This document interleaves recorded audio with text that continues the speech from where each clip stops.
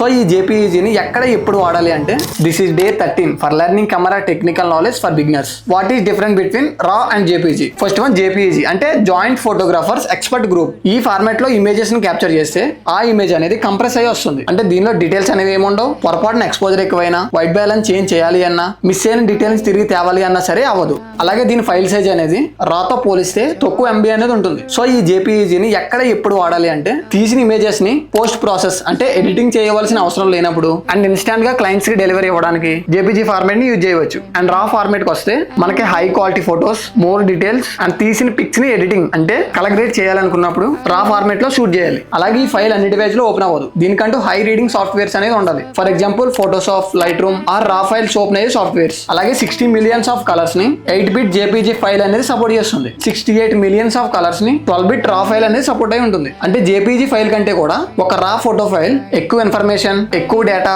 And ఎక్కువ details అనేవి కూడా ఉంటాయి. అలాగే జేపీజీ ఫైల్ సైజ్ అనేది 10 MB ఉంటే రా ఫైల్ సైజ్ మాత్రం 20 MB అలా ఉంటుంది. ఇలా సపరేటే కాకుండా కెమెరాలో రా ప్లస్ జేపీజీ అనే సపరేట్ సెట్టింగ్ కూడా ఉంటుంది. ఇది పెట్టి క్యాప్చర్ చేస్తే 2 ఫార్మాట్ లో అనేది ఇమేజెస్ వస్తాయి. సో మీరు అనుకున్న సిచ్యువేషన్ బట్టి రా ఆ జేపీజీ లో షూట్ చేసుకోవచ్చు. అండ్ నెక్స్ట్ వీడియో మోడ్ లో ఇంపార్టెంట్ అయిన లాగ్ ఫుటేజ్ గురించి చూద్దాం. So see in the next video with log footage.